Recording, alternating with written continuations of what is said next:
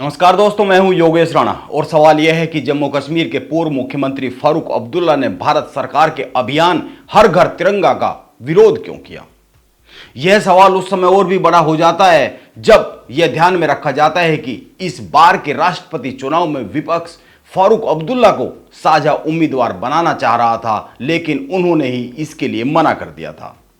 यह सवाल इसलिए भी बड़ा हो जाता है क्योंकि फारूक अब्दुल्ला की गिनती देश के वरिष्ठ नेताओं में होती है और वो जम्मू कश्मीर के मुख्यमंत्री रह चुके हैं।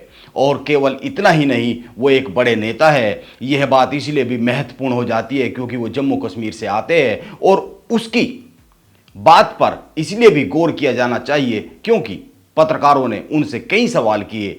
उन्होंने सभी सवालों के जवाब हिंदी में दिए, लेकिन जब पत्रकार ने उनसे यह पूछा कि हर घर में तिरंगा कैसे देखते हैं इसको, तो उन्होंने हिंदी में जवाब नहीं दिया, उन्होंने कश्मीरी भाषा में जवाब दिया। पत्रकार के सवाल के उत्तर में उन्होंने साफ साफ यह कहा कि वो अपने घर में रखना।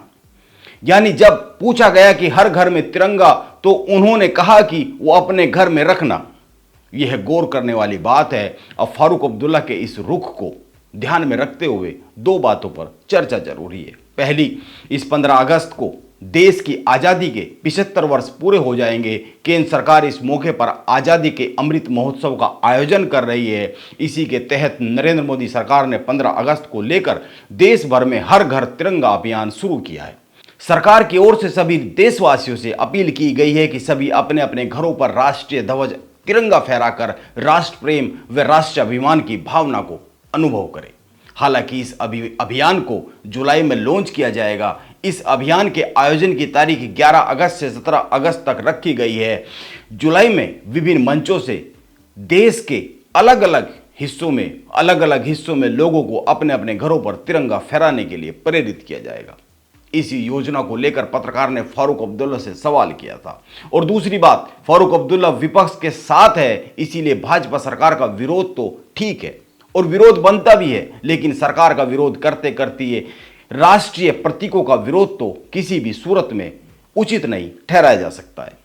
इस घटना ने दो बातों को याद दिला दिया है। एक, भाजपा के राष्ट्रीय अध्यक्ष जेपी नड्डा ने 2020 के अक्टूबर माह में एक बयान दिया था। उन्होंने कहा था विपक्ष ने मोदी विरोध करते करते देश का विरोध शुरू कर दिया है।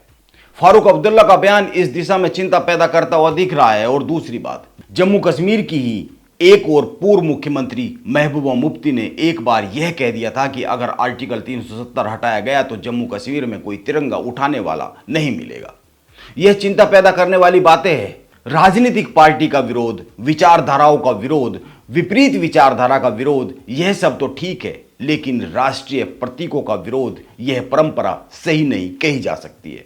और रही बात फारूक अब्दुल्ला के मुसलमानों के कद्दावर नेता होने की, देश में राजनीति की दिशा और दशा वक्त और परिस्थितियों के हिसाब से बार बार मुड़ती रहती है। आप गौर कीजिए, हाल ही में प्रधानमंत्री नरेंद्र मोदी खुद मुसलमानों पर डोरे डालने में कोई कसर नहीं छोड़ रहे हैं, सरकार के स्तर पर हो या फिर पार्टी के स्तर पर। हैदराबाद में हाल ही में हुई बीजेपी की राष्ट्रीय कार्यकारिणी की बैठक में प्रधानमंत्री ने भाजपा के कार्यकर्ताओं को मुस्लिम आउटरीच का मंत्र दिया है। मुस्लिमों में पार्टी की पैठ बढ़ाने के लिए स्नेह यात्रा निकालने की बात कही गई है। बीजेपी का फोकस खासकर पसमानदा मुसलमानों पर है जो आर्थिक और सामाजिक तौर पर पिछड़े हुए हैं। भाजपा सरकार के प्रतिनिधि तो यह भी दावा करते रहते हैं कि प्रधानमंत्री आवास योजना के तहत जितने भी घर बने हैं उनमें से 31% हिस्सेदारी मुसलमानों की है। प्रधानमंत्री किसान सम्मान निधि का 33% फंड मुसलमानों को दिया गया है। प्रधानमंत्री मुद्रा योजना के 36% लाभार्थी मुस्लिम हैं। यह दावे किए जाते रहे हैं, लेकिन यह सब योजनाओं और राजनीति की बातें हैं।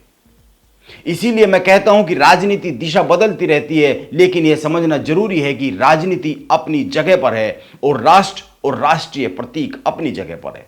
यह एक ध्यान में रखने वाली बात है। और सवाल यह है कि कहीं फारूक अब्दुल्ला इस बात को ध्यान में रखने से चूक तो नहीं रहे। आप भी इस पर अपनी राय जरूर रखें। नमस्कार, आप बने रहे मेरे साथ।